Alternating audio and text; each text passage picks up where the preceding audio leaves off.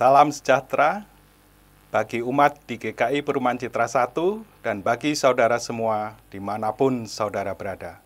Kiranya Tuhan senantiasa memberkati hidup kita bersama. Saya Penatua Rubin Sarwonugroho. Kali ini saya akan membawakan renungan singkat bagi kita semua. Tema renungan kita hari ini adalah melakukan yang terbaik untuk Tuhan. Ayat pengantar diambil dari Kolose 3 ayat 23. Apapun juga yang kamu perbuat, perbuatlah dengan segenap hatimu seperti untuk Tuhan dan bukan untuk manusia. Ketika mendengar kata ibadah, apakah yang terpikirkan oleh kita? Tak sedikit dari kita mungkin langsung membayangkan gereja, liturgi minggu, atau tugas pelayanan. Semua gambaran ini memang tidak keliru, namun makna ibadah dalam Alkitab jauh lebih luas daripada sekedar aktivitas hari Minggu. Kata ibadah berasal dari bahasa Ibrani yaitu abodah, yang merujuk pada kerja atau pengabdian seorang hamba kepada tuannya. Sementara itu dalam bahasa Yunani, ibadah dari kata latria, yang berarti pengabdian diri kepada Allah. Jadi ibadah bukan hanya soal ritual, melainkan mencakup seluruh pengabdian hidup kepada Tuhan. Dengan pemahaman ini, kita disadarkan bahwa seluruh hidup kita adalah ibadah.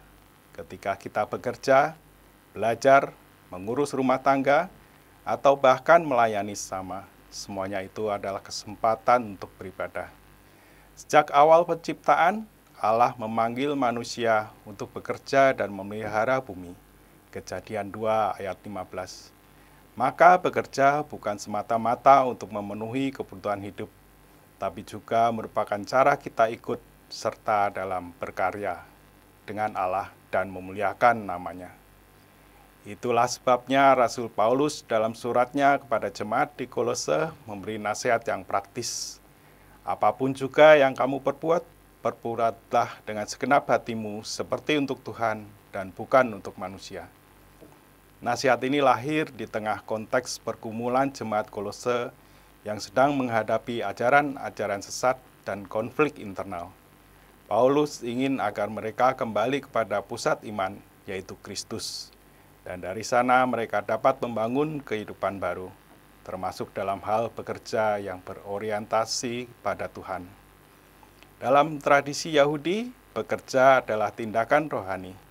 Kata melakha atau pekerjaan berakar dari kata malak, utusan atau malaikat, yang menandakan bahwa setiap pekerjaan, mulai dari raja atau pemimpin maupun bawahan yang paling rendah tingkatnya, dianggap sebagai suatu panggilan dari Tuhan.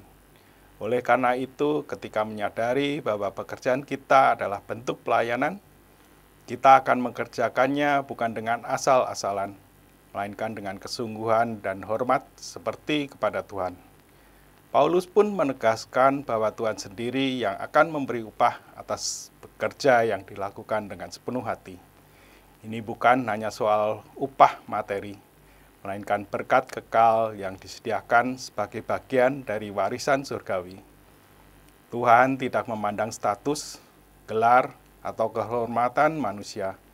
Yang Tuhan lihat adalah hati dan tanggung jawab setiap orang dalam mengerjakan bagian yang dipercayakan sebaik-baiknya. Oleh karena itu, marilah kita menjalani setiap aspek kehidupan dengan kesadaran bahwa semuanya adalah bagian dari ibadah kita kepada Tuhan. Tidak ada pekerjaan yang kecil jika dilakukan dengan hati yang tulus untuk memuliakannya.